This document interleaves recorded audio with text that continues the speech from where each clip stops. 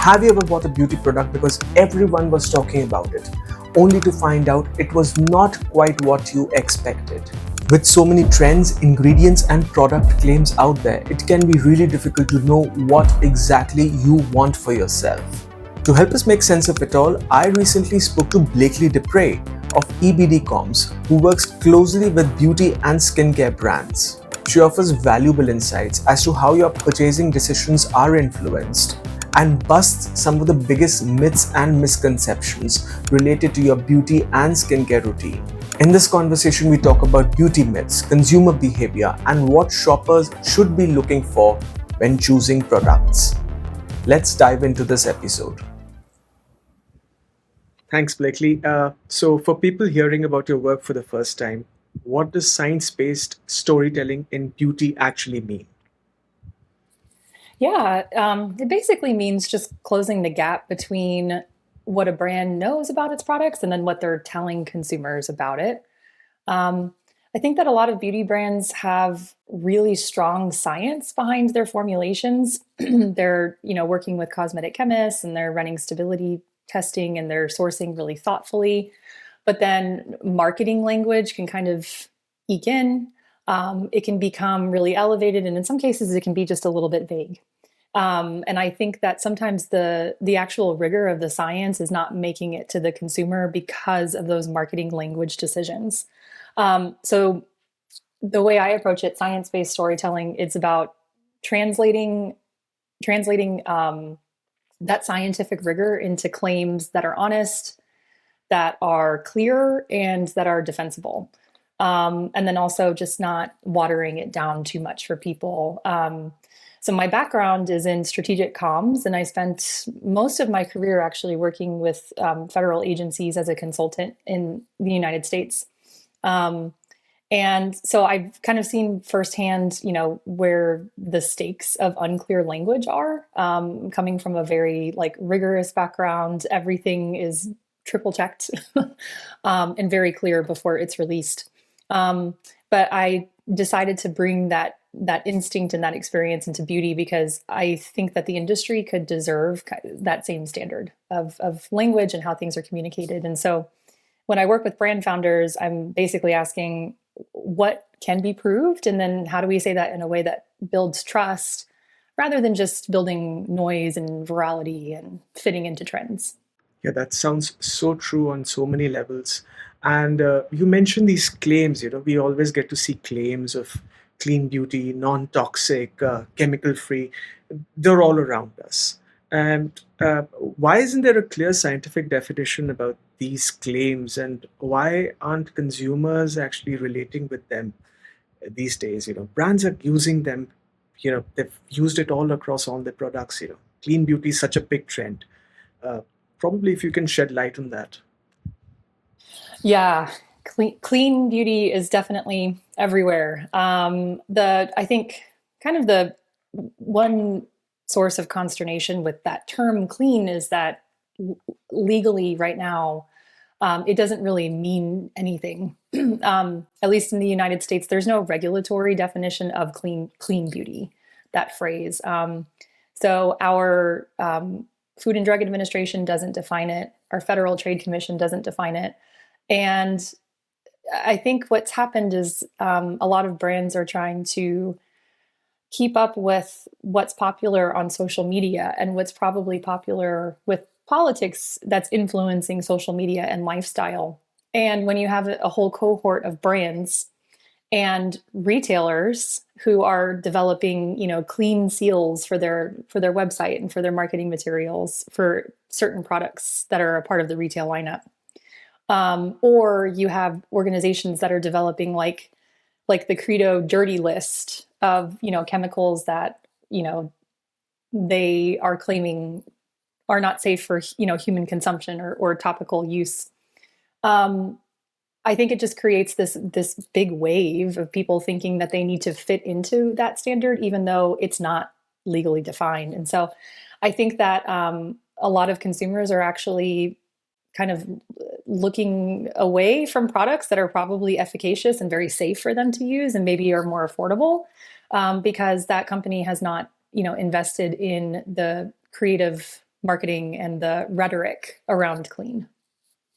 That's interesting. And I mean, we've all been seeing that any social media trend which comes up, is highly influential on consumers.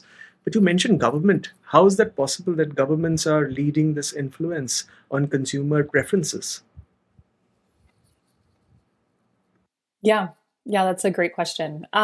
So I think that um, it's hard for me to express this thought, but I do think that a lot of modern day politics actually have an impact on how people regard lifestyle. An example of that right now is in the United States. We have a pretty big political movement when it comes to health, and it's called Make America Healthy Again. It's very focused on kind of the homestead, on focused on growing your own foods, making more things from scratch, eliminating food dyes from your diet. When it comes to like cosmetic products or topical products, using things that are very simple, um, homemade ingredients, homemade products in some cases, things that don't contain ingredients or like chemicals that one can't pronounce. It's very much a movement of like back to basics. Basic and clear is healthy. Anything that's too scientific, a random American, can't trust big pharma or large corporations or conglomerates that make packaged foods. It's all unhealthy. They've been lying to us. This is the movement, right? And so right now, the political party that kind of embraced this Maha movement are the administration in charge. And so I think that there's a lot of that rhetoric that's becoming more and more popular and regurgitated on TikTok and Instagram and Facebook and you name it, with like social media channels where people are viewing images or they're absorbing how other people live their lives. And so, yeah, that's the long and the short of it. I think that a lot about politics probably dictates a little bit more about lifestyle and what we observe about other people or what's popular at the time than we care to realize. Yeah, I mean, on this channel, we speak about sustainability, sustainable beauty. Uh, and as you mentioned, Maha, are people losing trust in sustainable cosmetics and sustainable beauty over a period of time? Has that trust eroded? Do you see that decline, that people are now going back to basics and getting formulations done at their homes? That's a good question. I don't think that there's a lack of trust in the sustainability factor. And I also don't think there are a ton of people trying to, make like homemade products. It's something that I see from time to time. I'll see on a scroll or like read an article, about how that's a trending topic. Um, I think honestly, there seems to be a little bit less of an emphasis on sustainability in beauty right now. Um, and I don't claim to know exactly why. I think right now there's a lot happening globally with economics, and I think there's just a little bit less of a focus on it because people just want to meet their bottom line from the brand side. Yeah, I mean, that's so true. So I wanted to ask, these are new trends that are coming up, and probably I've seen it. You've mentioned them earlier in your Substack and your articles that you write uh, about UV filters as a major area of discussion in sunscreens. We've seen that. I did a video basically covering the sunscreen scandal that happened in Australia. There were two brands, Ultraviolet and Naked Sundays. They were recalled. Mhm. The brands just paused the sales in the biggest Sephora's of Australia, Mecca. So, what is the trend that is going on in the US? I mean, I know that EU was very strict about it. Is the same thing being followed in US also? Mhm. Yes. So a couple of exciting things are happening in the US.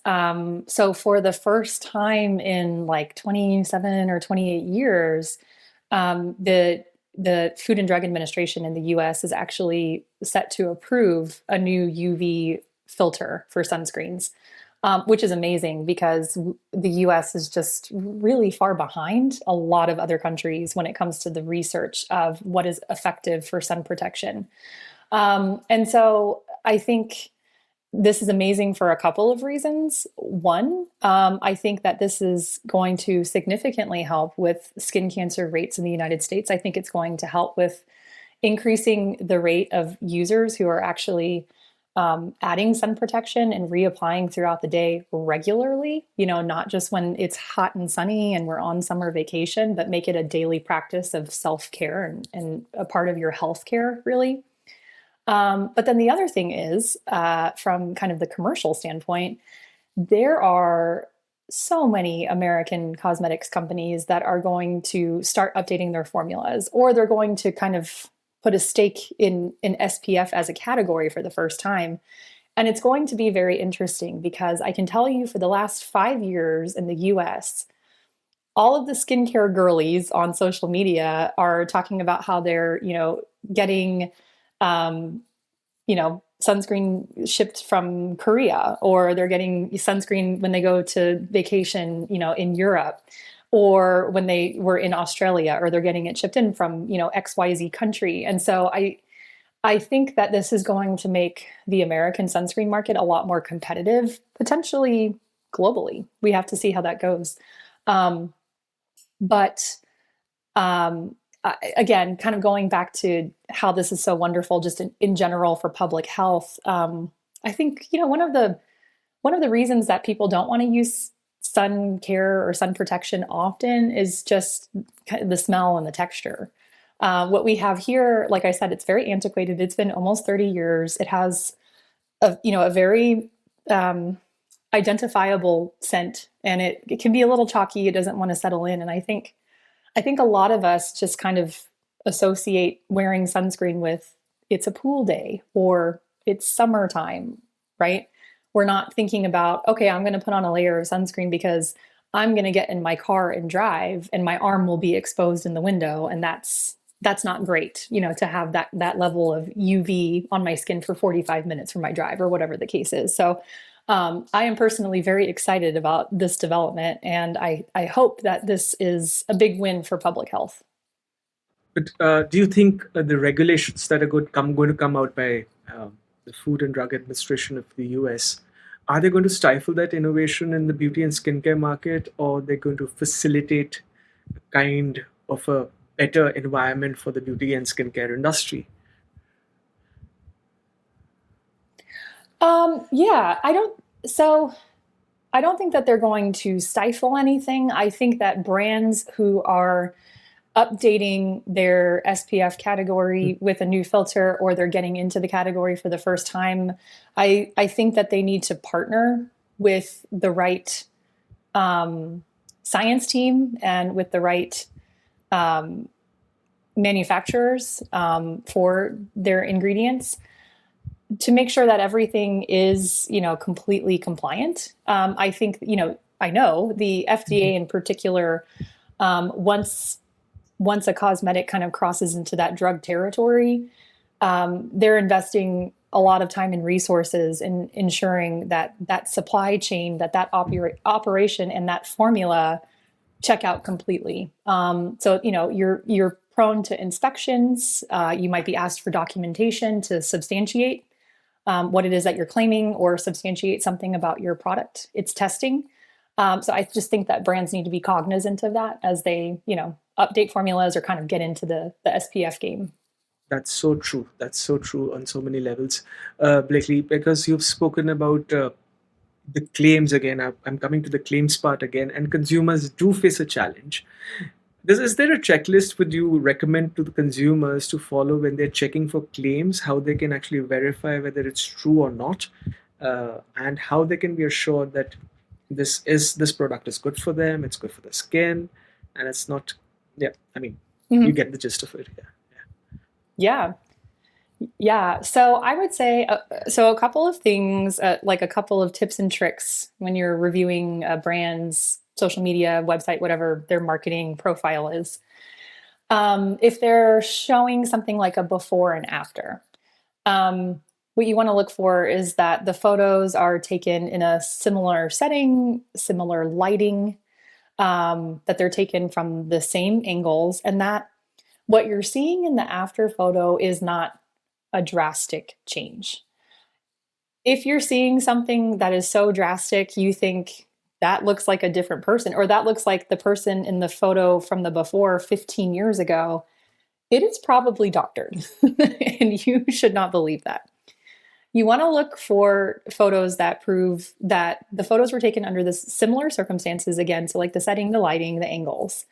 Improvements are wonderful, but they need to make sense according to the timeline that they've quoted. So usually there will be a caption and it'll say, photo A was taken, or sorry, the after photo was taken, 8-week lapse in between, or a 12-week lapse in between, or whatever the time frame is.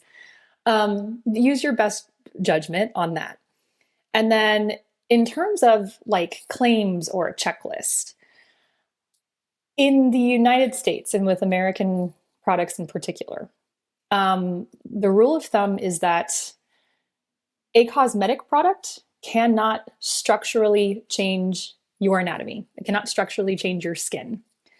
If a company is claiming that something can structurally change something inherently about your skin, reducing wrinkles, right? Or fortifying your skin barrier, those are actual structural changes. And that actually will automatically just, those words being written and endorsed by a company will then reclassify that cosmetic product into a drug.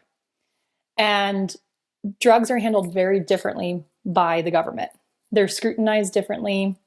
They're evaluated differently.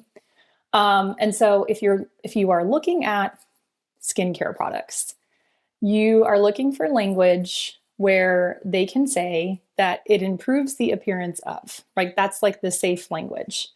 But you also need to focus on the last part of that phrase. So what does it improve the appearance of? Is it that they're saying it improves the appearance of your complexion? It's brightening. Does it improve the appearance of fine lines? Does it improve moisture? And then the other thing you want to look for, in my opinion, the brands that are worth investing your money in are the ones that are actually doing clinical studies and are publishing that data.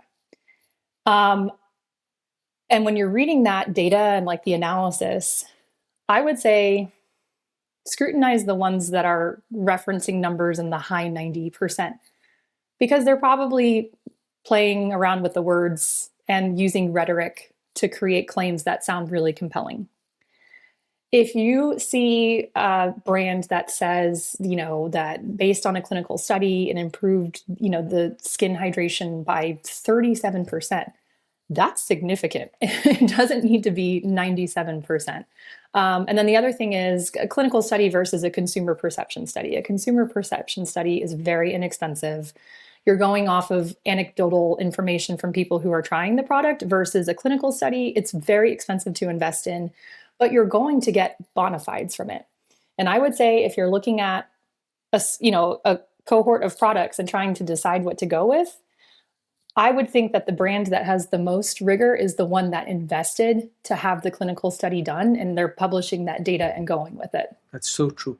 But Blakely, how do consumers get to know about these studies? Where can they go?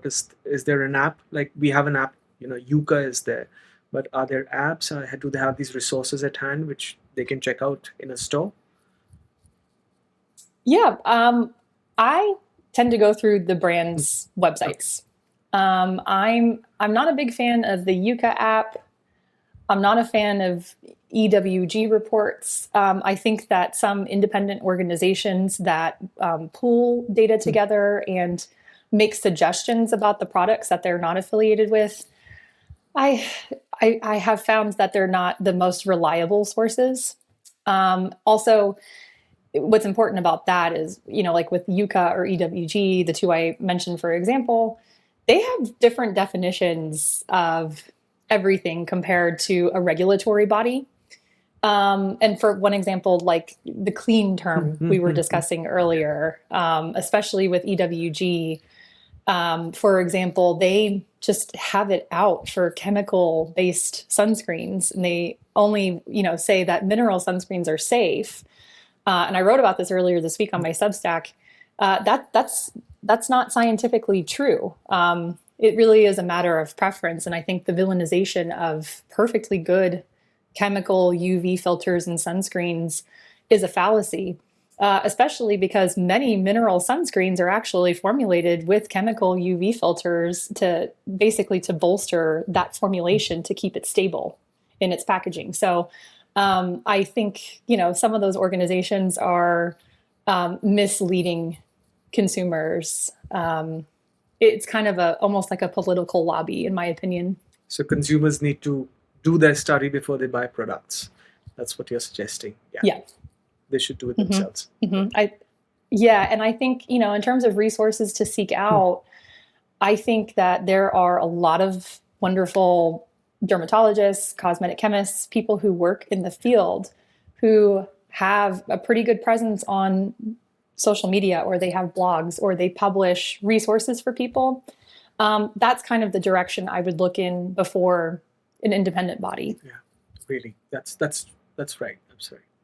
So, lately, because you advise brands, you work with clients also. Coming to the brand side, from a brand perspective, what are the risks of falling into these vague claims, and how can brands protect themselves from not stepping into this world of clean, not toxic free, and how they can be verifiable to the customers and their consumers? So, as someone who's worked with brands, I would like to see your opinion on this. Yeah. I think that the best thing a brand can do is basically just sit down and decide from the get-go what their communications framework is going to look like. And say, okay, here are the products that we have in our lineup. Here are the verifiable claims we can make. And then if they have invested in a clinical study, okay, here are the results. Or if they have a consumer perception study, here are the results. And mapping out from there, what their claims look like, how they're going to incorporate brand voice into that, because it's a really complex process to come up with like a lexicon and the everything about how your brand speaks and markets. So I think just basically deciding upfront what claims are clear to use, and making sure that everybody within that brand or working with that brand understands that. So I'm talking about from marketing to regulatory to the brand leadership, and to any affiliates you might be working with. I think to have like a register of what can and what cannot be said, that you're able to, if you're investing in influencer marketing, making that clear to the people that you're working with. Influencers, they're making their own content, they're posting it. It's really easy for someone who loves products and knows a lot about products but doesn't work within the regulatory part of the industry to stretch a statement too far. And it's not malicious, it's completely innocent. They just didn't know that that's not something that's okay to say. And I think if a brand is able to put together a little bit of documentation and give that person a very brief training about, this is what we stick with. If you feel this way about the product, here are the claims that we are qualified to make legally. And here are things you don't veer into this territory, and just make that clear. I think that's another great way that brands can kind of, back themselves up ahead of time before there's a problem. And your thoughts on sustainability? How do these beauty startups can not fall into this trap of simplifying sustainability and communicate directly to their consumer base? I think, for the brand, and there are brands that are really invested in sustainability. It's a part of their ethos. I think if your brand can substantiate sustainability in their supply chain, that's a wonderful thing for them to communicate to consumers about, because there are consumers who want to use sustainable brands. They're not interested in what's popular in the moment. Also, packaging is, I think, kind of a big thing for brands that are interested in being sustainable. When you think about the cosmetics industry, it's truly kind of wasteful because everyone wants to have like the coolest packaging, and sometimes it doesn't make sense for the amount of product. I'll tell you, I personally, I've used moisturizers where it's a jar that's like this big and it's this much plastic. And you open the lid and look inside, and it's just like this tiny little reservoir of product. And it's like, I've had moments where I'm like, why did you use that much plastic? Like, it's taking up so much space, and True. I didn't need all of that. Yeah. Like, it just doesn't make sense. And packaging is like its own part of the industry. It's very interesting. It's very artful. But if we're looking at sustainability, I think that brands who have that ethos need to be careful with how they're sourcing the packaging itself. And then also the like the travel sizes and the sample sizes.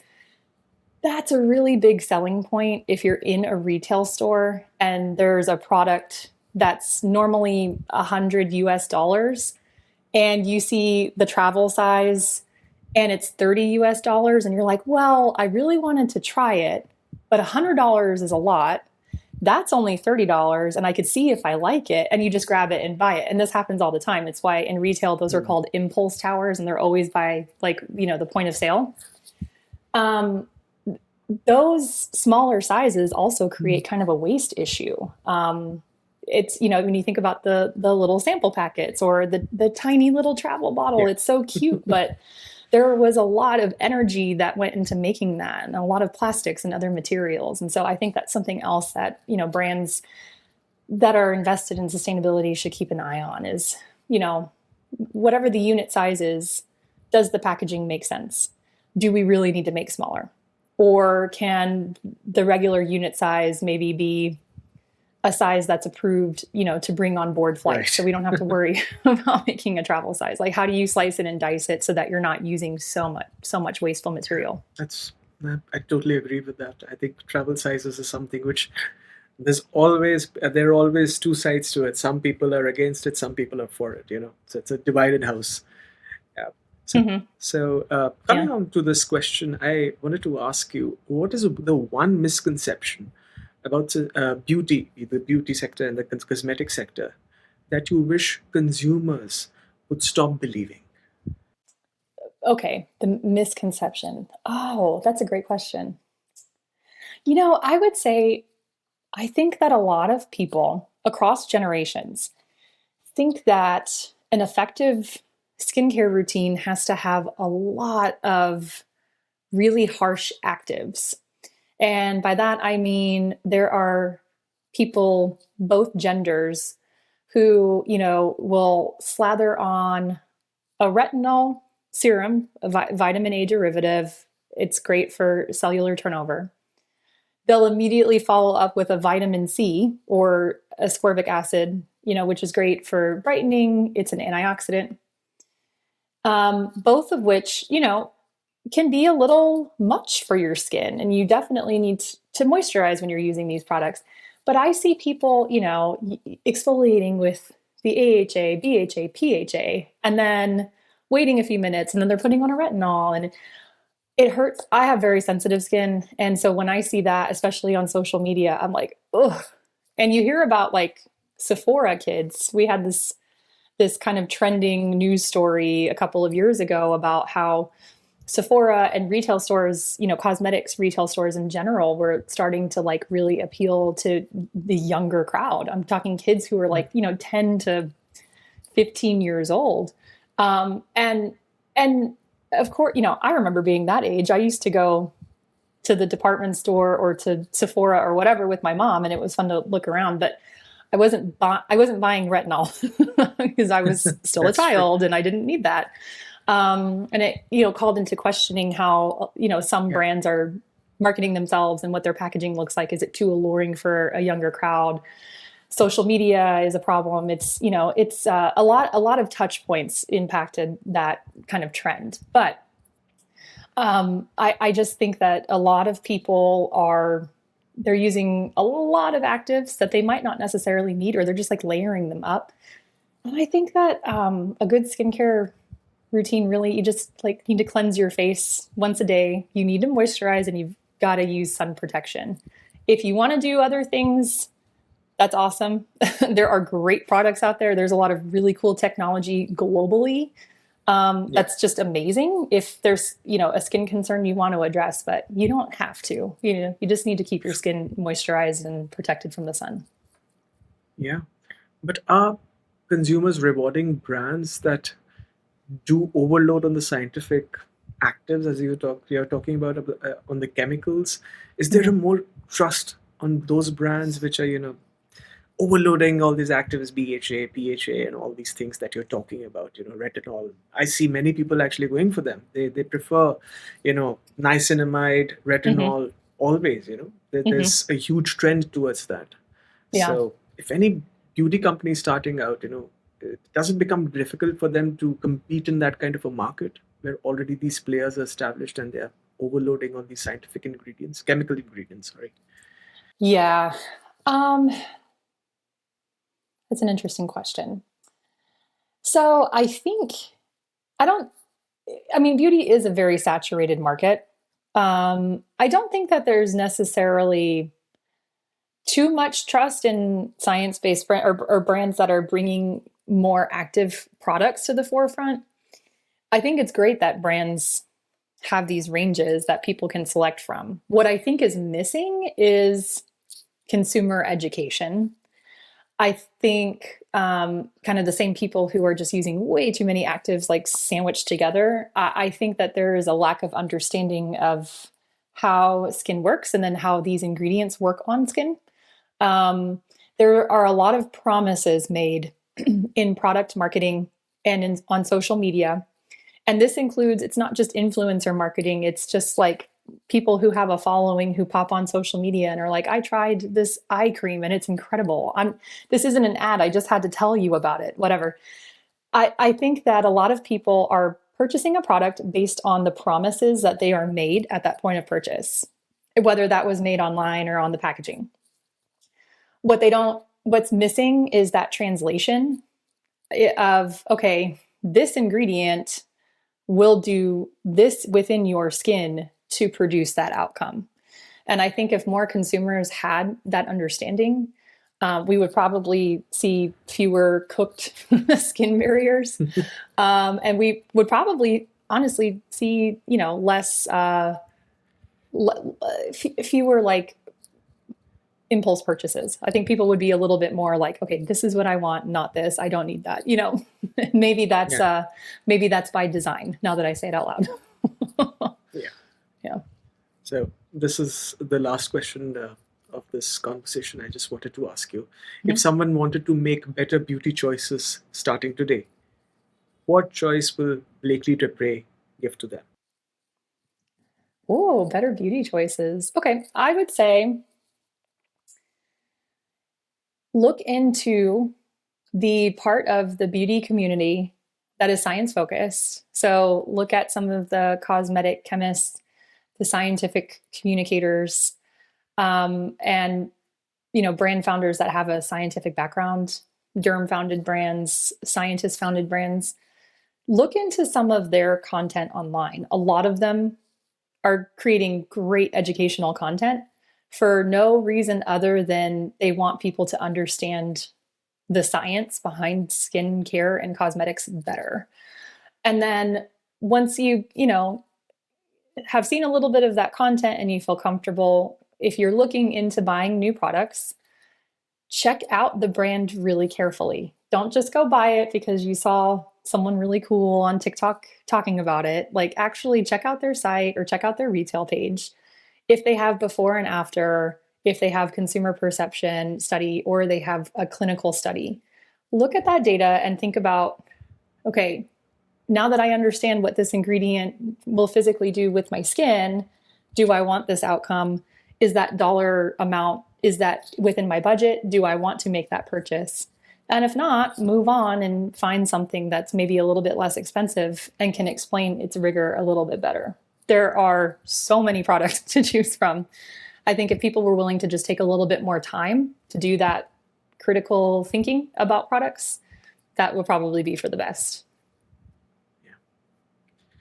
Blakely, thank you. It's been a very interesting conversation, and I think many of our viewers will take, some advice from you, and they will work towards it in their lives also.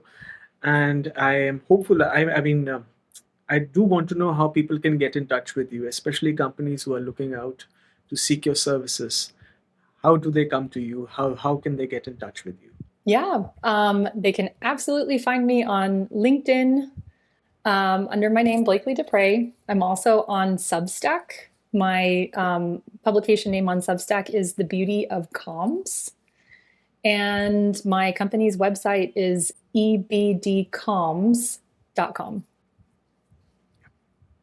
Blakely Despres, it was a pleasure. Thank you so much for this conversation. Thank you.